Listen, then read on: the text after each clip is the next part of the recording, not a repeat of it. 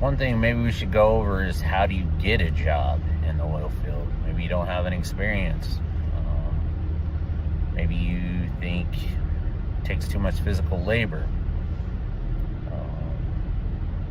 I think those are all huge misconceptions as far as working in the oil field. There are some jobs that do, yes, require a ton of physical labor, but there are other jobs that don't. Require very, very little. Just a lot of paperwork. That's what they require. But to get in, you're going to start at the bottom no matter what. And wherever that bottom is, that's up to you. If you want to work at the bottom of the rig, I'd probably interview with 2 or 3 different rigs and see which one best fits you. Maybe it's a rig that works 3 weeks and 1 week off, but you really want to work 2 weeks and 2 weeks off. Or you don't like 2 weeks, 2 weeks off. You want to work 3 weeks, 1 week off. Maybe one rig stays local all the time. They don't really travel very much. Maybe you want to travel. So, I'd find that rig. Let's just say sample is start out with the rig. So I'd find the rig that best fits you. If you need to stay home and you need to make sure you're home every night in bed with your family. You want to find a local rig. Doesn't go traveling. Doesn't, here in Colorado for a month, and New Mexico the next month, Wyoming the next month. Some of those rigs, like the Hurricane rig, they travel all over, all year. So I definitely find, interview with 2 or 3 companies. Make sure it's the one that fits you. The company I interviewed with 2 or 3 companies. One thing that I was looking for is a consistent schedule. Just the kind of person I am. I like to know what I'm doing 6 months from now. So when I went and interviewed, there were a lot of companies that didn't have set schedules. Pay was lower. Some pay a little higher, but their work wasn't consistent. I wanted that consistency. So after I interviewed with 2 or 3 companies, I settled on one, told them, that I'd accept their job offer and move forward. After you figure that out, like I said, there's plenty of companies that you can go. I would try to go directly to the company. Try to stay away from those temporary services. You can go with them to get in the industry, but make sure you go with the right one. Don't sign long-term contracts. I've seen some of those temporary companies where they have contracts that you can't work with anybody they work with unless you quit and are not in the industry for 3 to 6 months. So, you like the job, you like the company, but in order for the boss, the supervisors, they all like you, you're a hard worker, and get the job done. You're like, hey, can I just permanently work for you? And they're like, no, you can't. You have a contract with a temporary company. You have to quit, stay away from here for 3-6 months, and then come back, and then we can hire you. Well, that's my book bullshit. So I would completely stay away from those type of companies. Make sure that you find a company that, if it's a temporary company that gets you onto an oil field company, find one that has just maybe a certain set of hours. Like, hey, if you work 14 hours, then you can go permanent with the company. I think that's the best way to do it. Because you get 400 hours, 4 or 5 weeks with one of these companies. And at that time, if they like you, you did a good job, they'll bring you on board. Fill out the paperwork. After you're done to fill out the paperwork, you usually go to orientation. Once you're finished with orientation, you become a permanent employee with that company. Those are the best temporary companies I would recommend. I would not recommend any temporary contract or temp company to go through that you have to sign a contract and cannot transfer from the temporary company to the company that you're working for at the time. I would not suggest working with any of those companies. I highly suggest just go to the best is just go direct. That's the absolute best. Just whatever companies you decide, if you're going to be, you want to work on a rig, find a couple rig companies, find out where their office is, where you put the application in, go down there, fill out the application, hand it in right there to the lady or whoever, the supervisor. Hand that in right there and then. And that way you're what they call direct hire. So you don't have to go through the temporary agency and then wait for your hours, because then you're not going to get your benefits until all that's over with. When you get hired direct, most of these oil companies, they have oil company insurance. And oil company insurance, I can tell you right now, is the best. Period. Never had better medical insurance, dental insurance, vision insurance. All my insurance, I walk into the doctor's office, whatever I want. I just hand in my insurance card. That's it. Very easy. Doesn't cost a lot of money. A single guy probably costs you about $45 a month. Nothing. The company will pay all the rest. My company pays almost $1,000 a month of the remaining balance of my insurance. And they offer the best.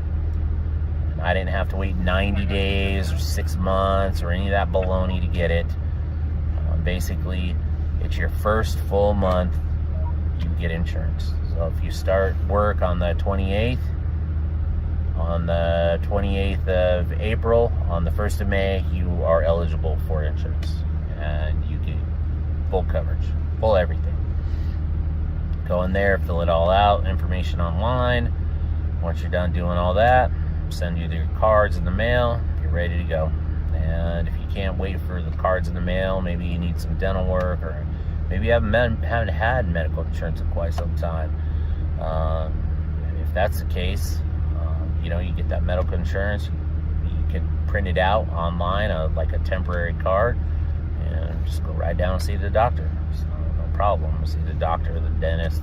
Maybe you need some glasses. Haven't had your prescription checked in a long time. Because you've been working that $8 an hour pizza delivery job. Well, pizza delivery guys make probably more money, but that $8 job, an hour job, collecting carts at Walmart, no insurance, no nothing. I've been scared half the time to go to any kind of doctor because of the cost. Well, now you have full insurance. I go down there to the doctor, they cover everything, absolutely everything. The company I work for, like I said, they full medical insurance. The dental insurance is amazing. Usually dental insurance for companies or dental insurance I've paid for myself privately has been horrible. It's kind of useless almost. This dental insurance covers 80% of everything. Doesn't matter. They'll cover it for you.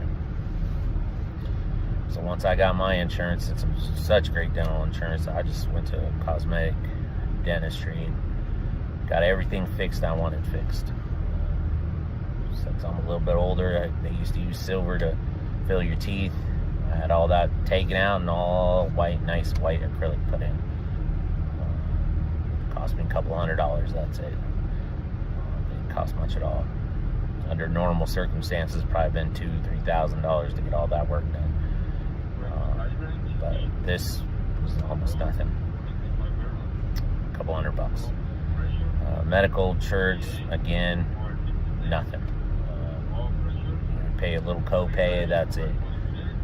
Doesn't matter what you need, they get it. They got you covered.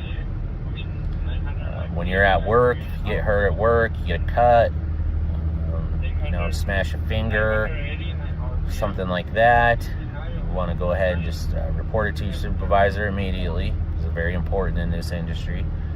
They don't want it to get worse than what it already is. If you got a pinch or a cut, or you don't want to get infected, anything like that, just go ahead and tell your supervisor immediately. They usually send a safety guy out, He'll pick you up, depending on how severe it is. If it's not too severe, you can probably wait till your shift is over and go back to the shop. Safety will meet you there. And they'll take you down to the doctor. Usually they have a local doctor they work with. They'll take you down there and get you taken care of, and they'll pay for everything. You don't have to worry about it. Just go right down there. Safety drives you down there even. He sits with you. Waits as the doctor comes in. They go over everything. They check you. Pay the bill. You don't have to worry about anything. It's not like maybe at your work or that you work at now, you get your finger smashed between a couple of them Walmart carts. What do you know? Oh well, good luck. No safety guy there. He's not going to take you. Your little cashier supervisor isn't going to take you down to the doctor, have you looked at, get fixed up, and cut a check for the bill. Out here in the oil industry, it's a whole different game. You get hurt, they take care of you. They want to see you home safe and make sure everything, you're in good shape and you're able to go home to your family and come back to work. So they'll do whatever it takes if you get hurt out here to make sure you're taken care of. So always, if you get hurt, just go right to your supervisor. Doesn't matter if it's a scratch. If you think, man, this scratch could possibly get infected, it's not like sterile environments. You're not working in the hospital. You're working out in the middle of an oil field, pumping oil out of the ground. It's dirty. Not real dirty, but dirty. So just make sure you go get some medication or whatever you need. You get that put on and get taken care of so it doesn't get infected. Definitely want to do that. And you get all the medical, 401k. It's been a long time since I've seen companies that match 401ks or give you extra. The company I work for, they pitch in 4%. So 4% of whatever you put in, they'll give you. So I got friends that made an extra $2,000 this year. This company gave it free money. A lot of places giving money away right now. These guys, they take care of their people, so if they don't take care of them, they know they'll just go somewhere else. There's plenty of other companies that'll take care of you. So you always put a little bit of money in that 401k. Stash that away. Nice thing about 401k, at least in my company, you want to buy something or you want to buy that new car or down payment or something, you can borrow money from yourself for nothing. Just call them up, tell them, say, hey, I got $10,000 sitting there in 401k. I need about 6 of it. So could you go ahead and send me a check? I just want to borrow it. I don't want to take it out. Just borrow against it. A couple days later, 2-3 days later, I think it's total. You'll have your check. Go down and buy that car or pay that bill or whatever you needed the money for. And when you have the money again, just put it right back. You don't have to pay taxes on it, nothing like that, because you borrowed it. You didn't take it out. If you take it out, of course, you have to pay taxes if you take it out early. But on that kind of situation, you don't have to worry about it. No taxes, nothing. Just pay it back. Your money's back in there, and company's still participating. Put money in there, put more and more money in there for you, and you put money out of your paycheck. You make plenty of money, so you shouldn't have any trouble putting money away for a 401k. If you don't live like a maniac, some of these guys, they get all this money, and they get rich fast, buy fancy cars, have ridiculous car payments. Some of these guys, it's unbelievable sometimes. You see a 22-year-old kid, $60,000, $70,000 truck, $800 car payment, more than a house payment for his truck. He could have went out and bought a house. Well, heck, buy in the Midwest, Kansas, Missouri, somebody could buy 2 houses for that. God's sakes, buy 2 rentals. The rentals could have been paying for his car payment. These youngsters, sometimes they don't think right on that stuff. And then once you got your job, you got your benefits, you're starting to get that cash flow coming in, got money in savings. It's just basically just showing up to work every day. Typical day out here is wake up at 5. I don't live far from our yard. I live about 20 minutes away, so I'll wake up at 5, make sure, get my lunch. I already had my lunch packed. I just keep it in the refrigerator so it stays cool. I'll take that lunch out of the fridge, put it in my lunch box, put some ice in there, put one of those cooler packs in there, make sure everything stays cool. Zip it up, put it at the door, along with I usually have a couple snacks in a bag for breakfast in the morning, croissant, something like that, a little snack. And then get my gear on. After I get all my gear on, I put my boots on a boot warmer. That way all the sweat or in the winter time from the snow, anything that are wet, that dries them out, so that in the morning they're nice and dry, they're warm. My feet aren't like wet, like sweaty, wet bottom shoes. It's disgusting. So I just put them on a boot warmer. Get my shoes off the boot warmer. Once I get them off the boot warmer and stuff, kind of set them right there outside the garage door. Get the rest of my gear on, get ready for work. I make sure I have a pen. We had that long conversation about a pen. It's very simple. Make sure I have my pen in my pocket. Make sure, usually I don't have to really think of my safety gear, because my safety gear is on top of my lunchbox. My helmet's usually in the passenger seat of my truck, so I don't have to worry about that. So get my gear on, walk out the door with my lunch, put my boots on in the garage, put the lunch in the back of the truck, and I'm off to work. I leave my house about 5:20. I like to be early. That way it shows my bosses that, I'm not a bum. Make sure I appreciate the job. So I always try to show up about 5:40, 5:45. At my work, they let you check in or clock in 15 minutes early. So you're welcome to clock in at 5:45, even though you're not working. Then I sit down, usually kind of gossip a little bit with some of my coworkers, see what they were up to on their days off, or what their plans are as soon as we get a break. Maybe they'd take a trip to Hawaii, Caribbean, go snowmobiling. Just all kinds of stuff we do. Got money to do it, so we go out and have fun. About then, supervisors come in, 6:05. They sit down, they see who showed up to work. You got some bums out there, as always. They don't show up to work, even though your boss is counting on you showing up to work. You don't call in, or you call in late, so they don't know who's there, who's not there, unfortunately. So they come out, they'll have a little list who's supposed to be there. They go over that. Once they figure out who's all there, ready to work, and they basically talk amongst themselves, put together where you're going to go, what site assignment you're going to have for the day. Once that's all settled and done, we usually go over, the previous day, probably something happened. I don't know, someone didn't check out a truck right, or someone spilled diesel fuel somewhere, or I don't know. People do dumb stuff all the time. So whatever dumb stuff happened the day before, they'll talk about,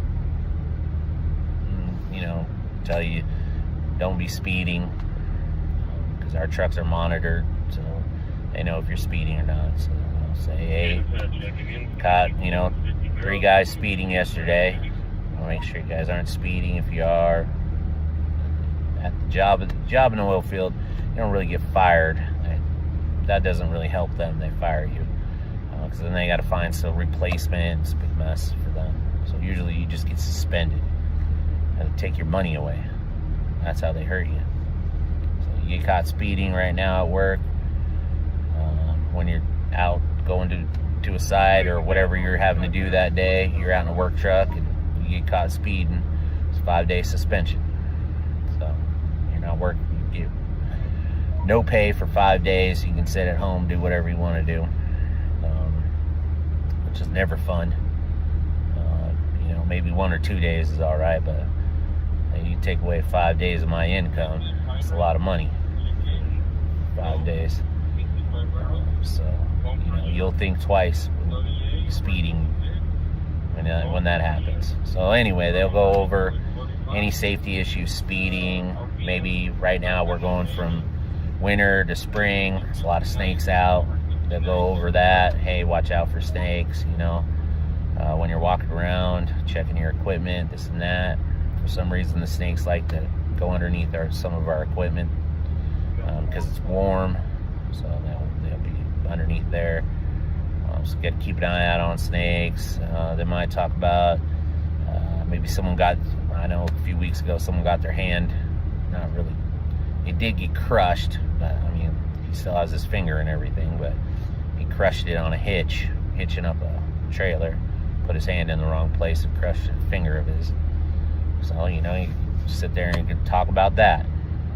Make sure you know how to put a trailer on the truck. I know you think it's common sense, but these people, I don't know. Nothing I can say about it. Stuff happens.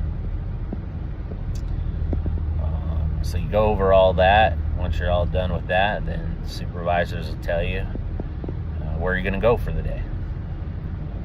You're going to go to this pad. Back that up a little bit. Fortunately for me, I work for a company that has a lot of business. So because they have so much business, we have all different places we go here in the DJ Basin in Colorado. We have a couple other branches in Oklahoma and Wyoming. Sometimes we even have to go there because maybe they're short people and they have too much work, and we don't have as much work. But either way, we're always busy. So I appreciate that. The owners making sure we always have work to do, always have hours. I know some guys that, they're used to working, 4 weeks in a row, 7 days a week, and then one day the boss comes and says, sorry, we don't have any work. We don't have enough work. You guys only can work 2 weeks. 2 weeks on, 2 weeks off. Cut your pay in half. I've never had that here. They always have work for us. Plenty of work for us. So much so we have to call in temporary people a lot of times. So that's how much work they have at one place. So, the supervisors tell you where you're going to go for the day. If you've been here long enough, you'll know exactly where you need to go. Get yourself a truck, check it out, and head on out to your job assignment. Some of the veteran guys will get assigned someone that's new, a green hat. You'll have to take him with you and train him. That's another thing. Sometimes the supervisors get on us about it because some guys don't like to train the new guys. Well, if you train the new guys the right way, then they can help you. If you don't train them the right way and you just let them do whatever, then you don't have a good helper. So you always want to make sure you got a trainee with you. You're on top of him. Make sure he's doing what he's supposed to do the right way, the way the company wants it done. That way when he comes to help you next time, or the other trainees that you didn't train, someone else trained, when they come, they can help you. Now, I've had some trainees that were not trained at all. Horrible. Had to call a supervisor, just tell them, just come pick them up. They're worthless. Just pick them up, take them home, take them back to the shop, have them stack parts. I don't care what they do, but they don't, no reason for them to be out here with me. I'll just do my job and go home. Give me a bad rap out here because you're sleeping in the truck or doing stupid shit, doing stupid stuff, so I always want to train that new guy up good. So you go out there, get to your assignment. You got a bunch of paperwork to do, of course. As I said, I've never seen so much paperwork in my life. Biggest, most important piece of paperwork is your safety sheet. So when you go out there to your site, you need to look around, see what kind of dangerous, whatever's dangerous out here, whatever possibly dangerous. You know, maybe the ground is super wet and slippery, so you could fall, slip, you know, hit your head on a pipe or something. Or maybe you're dealing with very high pressure for that day, and the pipe could explode. You know, you got to make sure at what pressure is that pipe going to explode. Is it going to explode at 150 pounds per square inch, or is it 200 pounds per square inch? You got to make sure, you got to familiarize yourself what's happening. That way, when you're watching that pump, you see getting up to 180, 190, you know, you got to make some kind of correction so that pipe doesn't explode on you.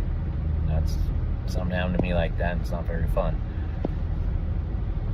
So you want to assess the area. Make sure you have a good walkthrough with the night crew so they can tell you if there's any problems, what you need to do, what you need to maintain, everything that happened that night.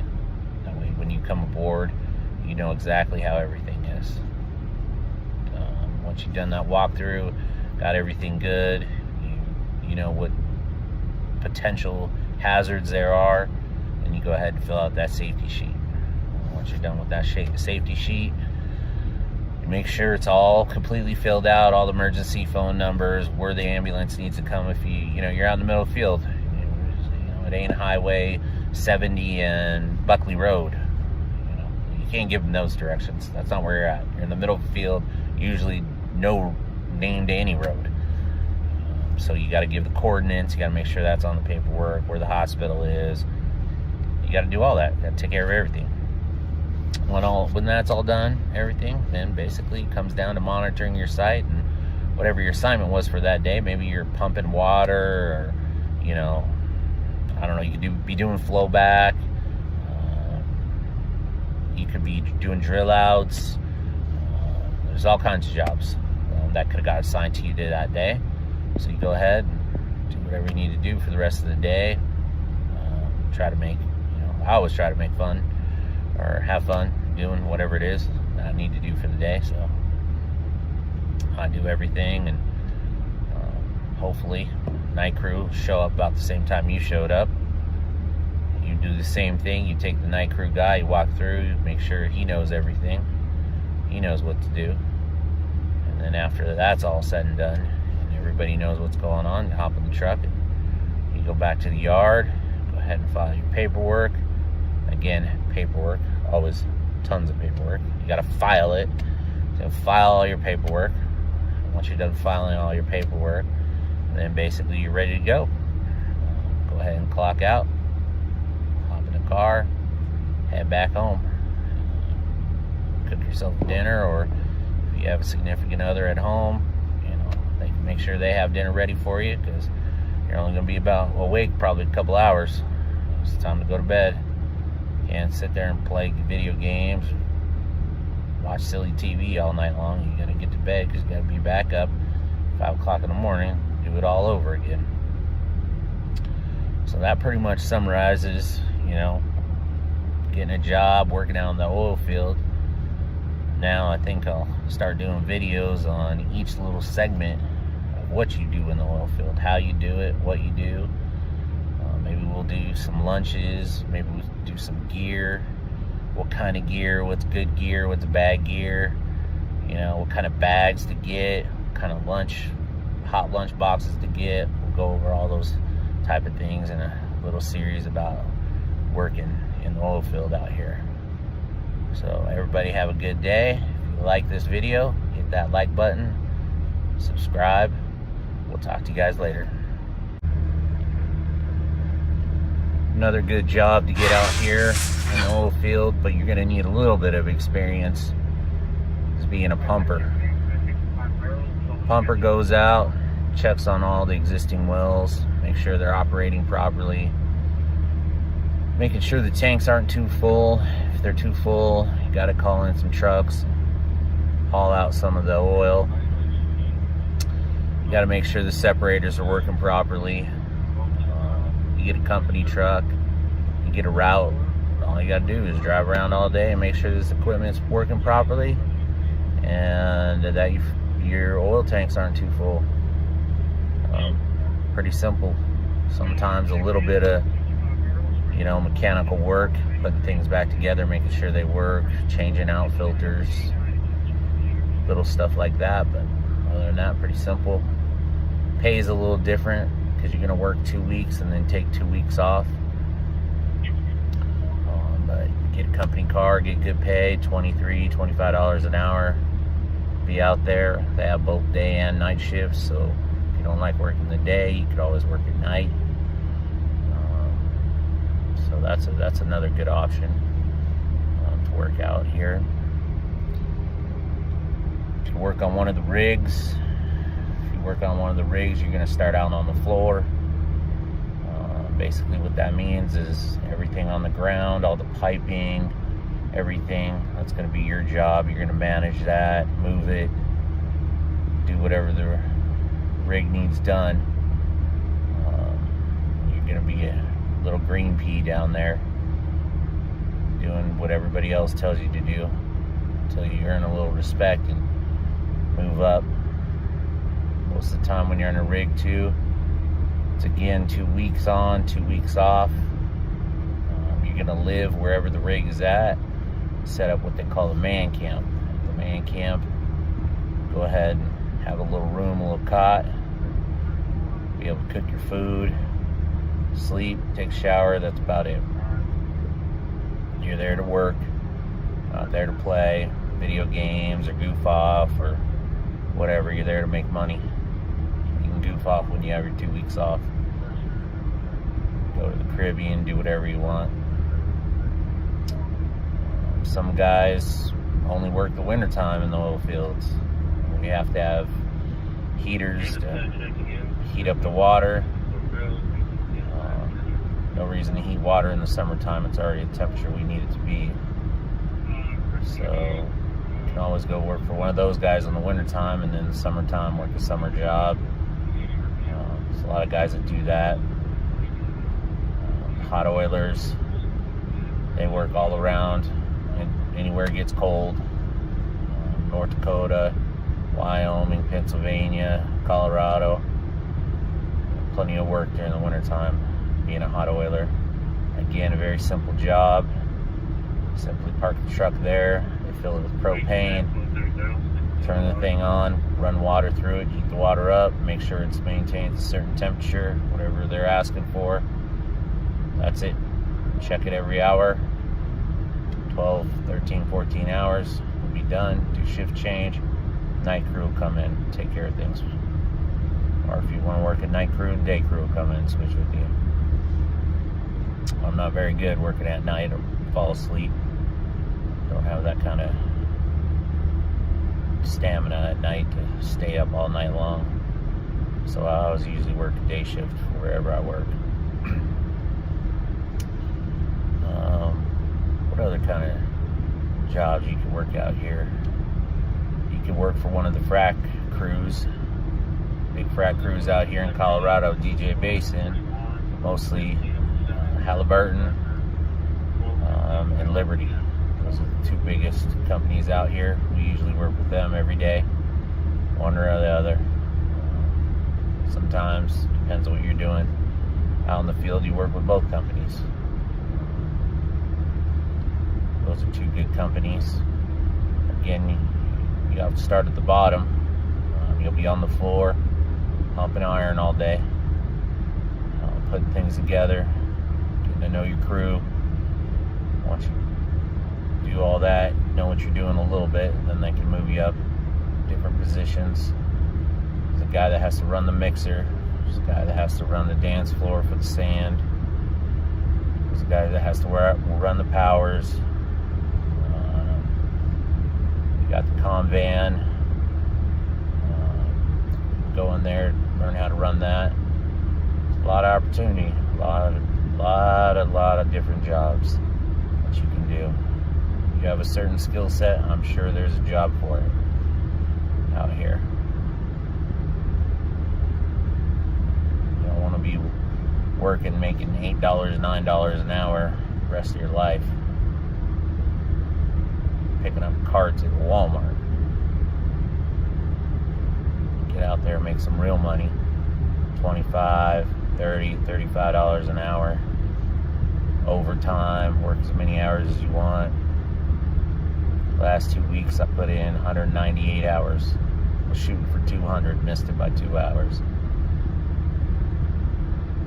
It's a good paycheck. 198 hours. Those are the kind of paychecks you want every 2 weeks. Nice, big paychecks.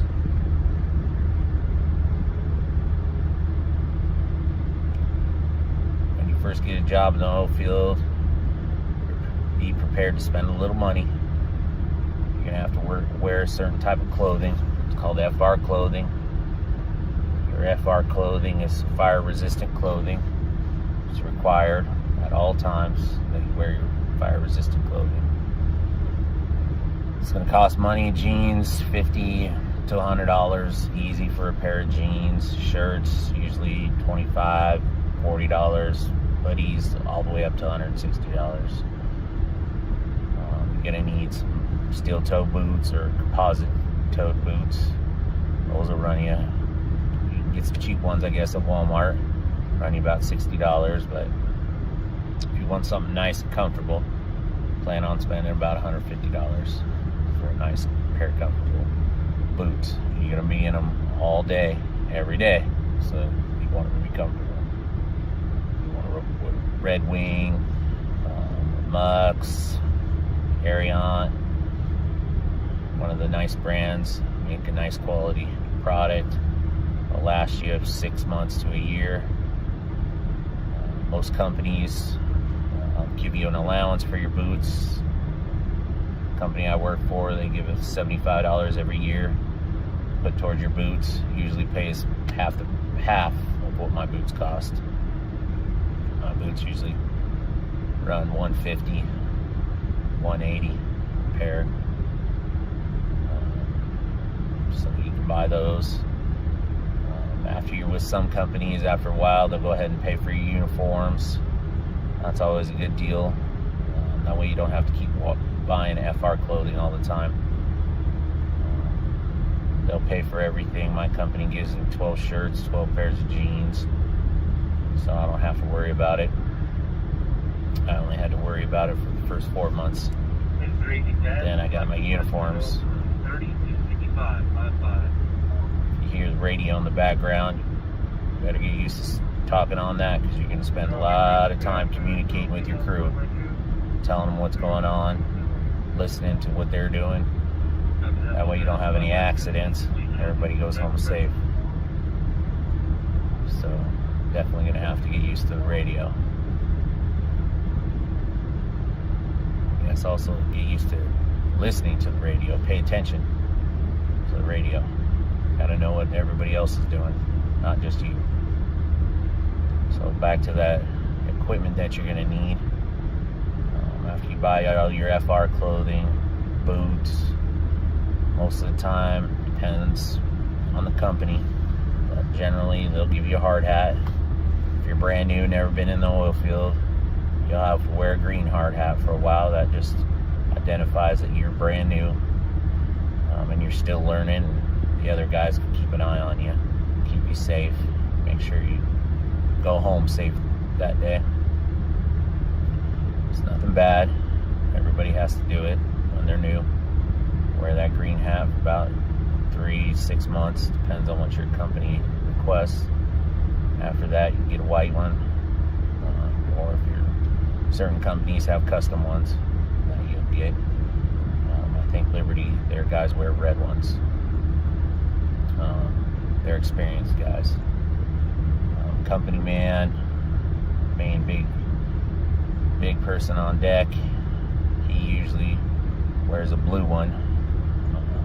That way you can identify that he's the company man. He's in charge of everything. You got to make sure you listen to him, be respectful. He didn't get there just one day, went to college and showed up. You have to have a lot of experience being a company man. He's there to make sure everybody's safe and everybody goes home. He's in charge of everybody, not just you, not just one crew, not the fracking crew, not the water transfer crew, not the fueling crew. He's in charge of the whole thing. Make sure everybody's safe. Next thing you're gonna need, you're gonna get yourself a good bag, carry all your gear in. You don't know what's gonna happen out there. Snowstorm comes, you get stuck out there, you can be stuck out there 24, 48 hours. You gotta make sure you're prepared. Just buy yourself a nice bag.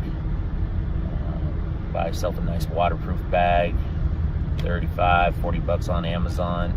Nice big duffel, waterproof. That way when you throw in the back of a work truck or something, someone spills fuel or something happens, you don't have to worry about all the stuff inside your bag. It's all nice and safe in there.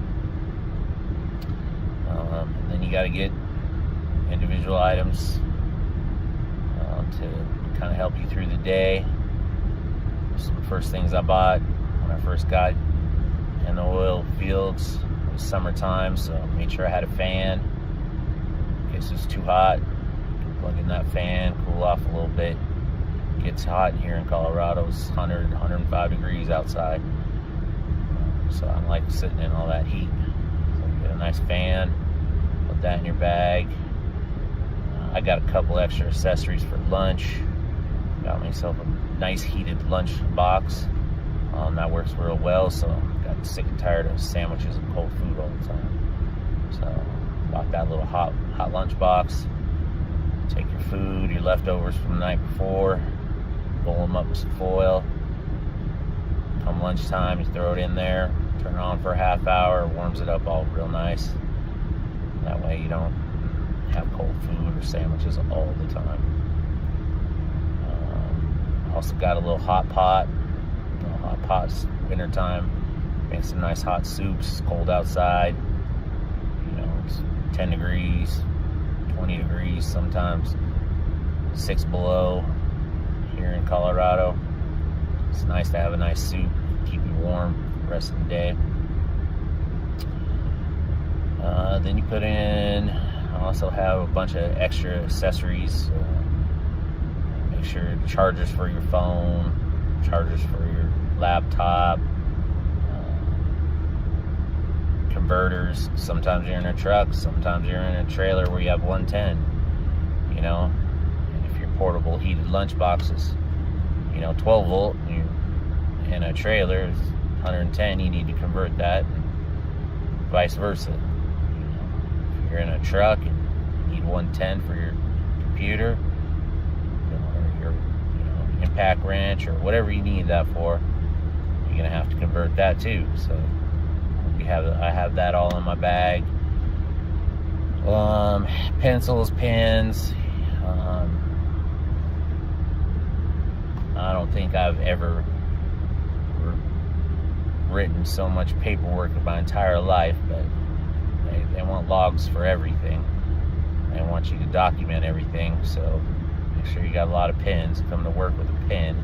I don't know how many times I show up at work, no one has a pen. It's not a complicated thing. Just bring a pen to work. It's pretty easy. It's just like getting dressed. It's a pen. They're not asking you to, lug an engine into work. Bring a pen. That way you can fill out your paperwork. You're not asking to borrow a pen, or you've got to sign, check out something. Oh, I need to, can I borrow your pen? It's a pen. It's pretty simple. Just put a bunch of pens in your bag. Get a little pencil bag, just like you used to have in school. Put some pens in there. It's pretty simple, pretty easy. What else? Sometimes you'll have some downtime when you're out here too. So I suggest you put a book, maybe a puzzle book, something. Get that at the dollar store. Some of those puzzle books keep you entertained for half hour, 45 minutes while you wait for a well swap, or maybe power went down, maybe a tool got stuck. So the tool gets stuck, sometimes you're down for 12 hours, so you're just sitting there not doing anything. You're getting paid, but you're still just not doing anything. So get yourself some puzzle books, a book. Of course, you can always just go on your cell phone on some pads, some sites you can't have your cell phone company man doesn't like you distracted with your cell phone, so he's not going to let you have your cell phone with you. So definitely bring that book, or that little puzzle book. That way you can have something to do, keep from being bored. Put yourself an extra set of clothes inside your bag in case something happens. I don't know, pipe break, water pipe break, anything like that. You get soaking wet. Maybe it's raining outside. You got to have your rain gear with you too. Also got to make sure if you have your rain gear with you, all your rain gear is FR, so you can't just go down there to Walmart and get that cheap Coleman rain jacket. You got to get yourself something nice, and make sure it's FR. So you gotta have FR. Extra pair of socks, of course, you want those. Feet get wet, tromping around on a muddy day, rainy outside. Feet get a little wet, you appreciate a nice fresh pair of socks, nice and dry for you. So when you get that, make sure that's in your bag. That's pretty much about it in my bag. I've got everything covered. Come the winter time, I do put a little heater in there, a little portable heater. I take the fan out and put that heater in there, so that way I'm not cold in the winter time. Something happens, I'm able to use that heater, keep me warm. Sometimes in the trailers, the heaters break down. Those guys are cold all night long. So the boss comes out with a new heater or a new trailer for you. In my case, I don't ever worry about it. I already got a heater. Their heater doesn't work, my heater does. I make sure of that. So I'm prepared, winter or summer. This summer, looking at getting a bee net too. Not for the bees, but keep the flies from out here in these fields. I got a ton of flies. So I'll keep the flies off my face and everything. So this year I'm gonna just wear a bee net. Not out here to look cute, so I don't care. As long as the flies just stay off my face. Drive me crazy, those flies. Also, gonna give me a little chair this year, like a stool. The windows in the trailers are really high, so you can't really sit down. You got to stand. But if I get one of those stools, a little foldable stool, then I'll be able to sit in that. Make sure to watch my equipment. Make sure everything goes nice and smooth. So I'm going to make that addition to my gear this year. Make sure you got a clipboard, because as I said, you're going to have a ton of paperwork you have to fill out. Today I got 8, 9, 10 pieces of paperwork I got to fill out. Well, 11 if you count, because one of them is double-sided, so that's 11. That's 11 forms I got to fill out today throughout my entire day. Like I said, I never filled out so much paperwork. I don't even think in school I did so much paperwork than you do out here. They want to know everything. Safety sheets, logs for equipment, what kind of equipment you have out here, work tickets, what you do all day. You got to make sure you turn all that in so they can build a company. They get paid, you get paid. That's how it works. So you want to make sure you get all that paperwork in for your boss, supervisor. That way they can do what they need to do at the office. And after that, your lunch. That's important. You're gonna have to bring your lunch out here every day. That does not change. There's no, hey, it's lunchtime, I'm gonna go over to Wendy's. That doesn't happen. You can't leave. Wherever you're at, you're staying there 13, 14 hours. You don't leave. Occasionally, I've seen a guy or two order a pizza if they're close enough to wherever you're at. However, that just got stopped too. Can't order food. No Uber Eats anymore or anything like that. We used to kind of be able to do that. But boss said lately that there's no more Uber Eats, no more pizzas, none of that stuff. So now you gotta make sure 100% you bring your lunch. I suggest you always pack a lunch. It's gonna it's gonna last you at least 14, 15 hours a day. And then I also throw in my bag, I throw at least 2 or 3 ramen soups. Those are my emergency soups.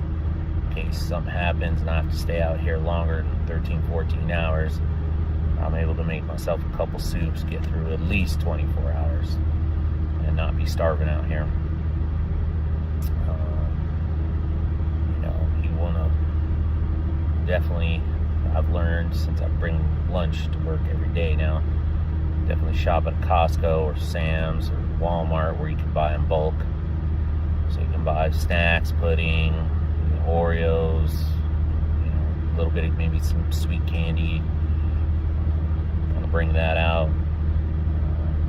Try not to bring too much soda out here. Pack 1 soda in my lunch, that's it. Just one a day. The rest is just water. Keep hydrated, especially when it's hot in the summertime.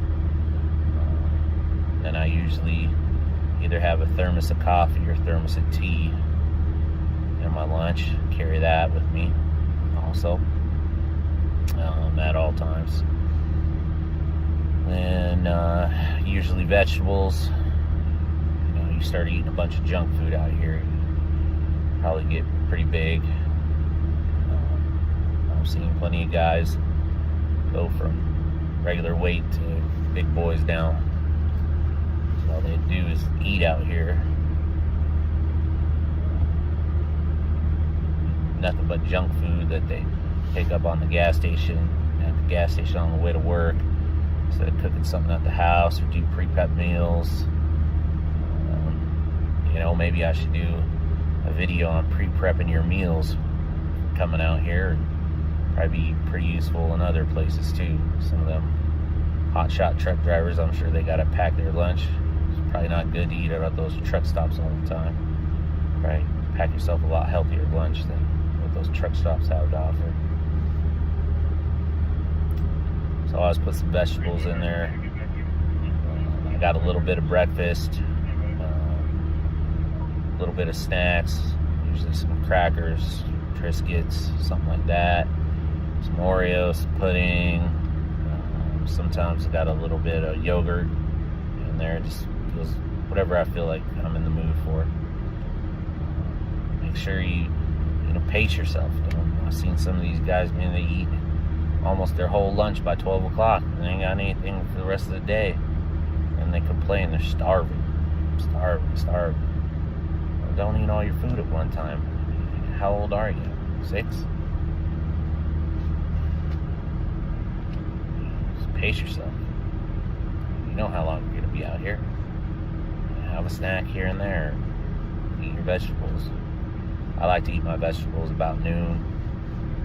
At about 2:30, 3 o'clock, I'll get out my heated lunch box, pull out whatever I had the night before, usually steak, hamburger, some rice, maybe some little pasta.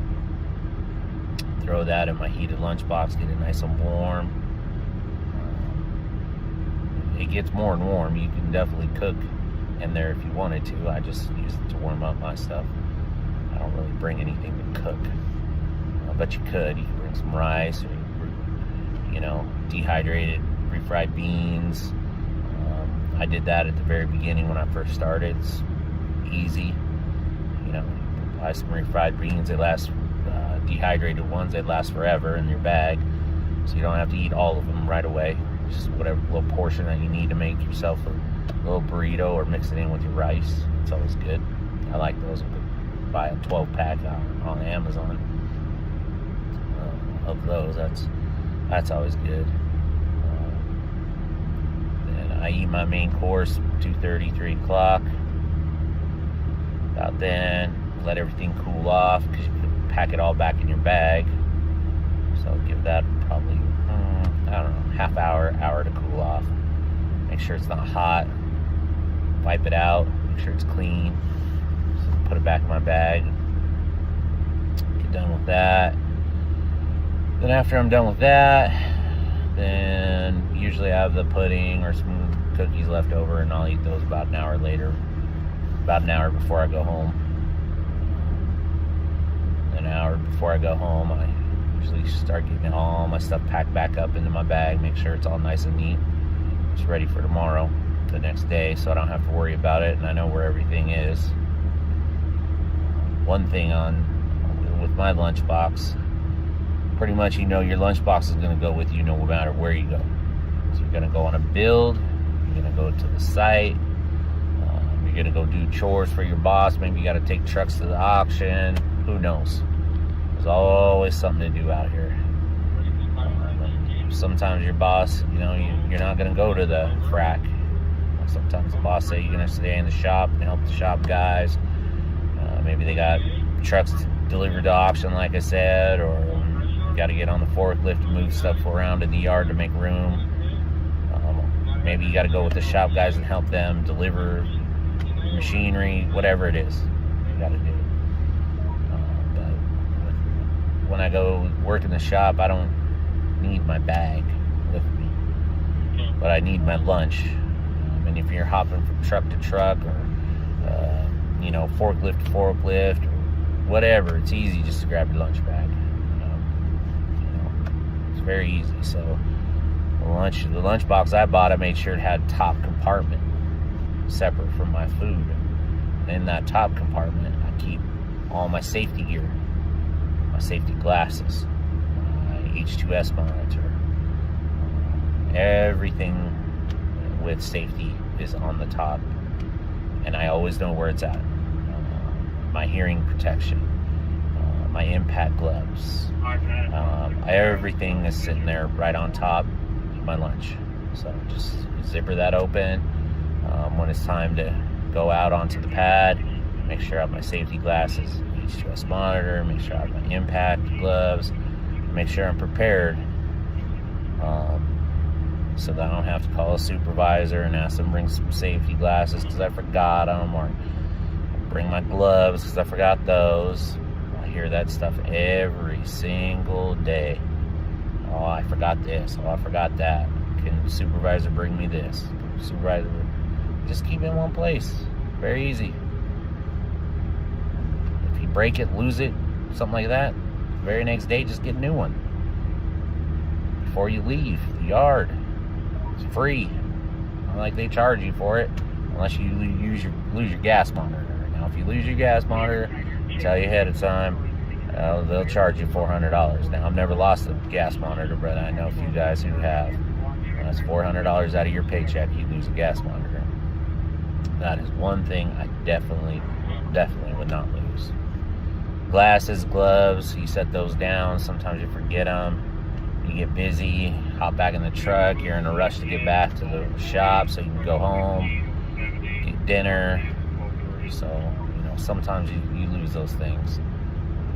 But as far as anything else, gas monitor, kind of expensive equipment, you want to make sure you don't lose any of that, that's for sure. So I have all that up on top, on there. And then in a baggie, I have little things like aspirin, just in case you get a headache. Little utensils to eat my food with. All that stuff sits right there on top of the lunch pail, because I know I'm going to have that with me no matter what. I'm going to have that lunch with me. You got to eat during the day. You got to still maintain your energy level, because sometimes you're putting out a lot of energy.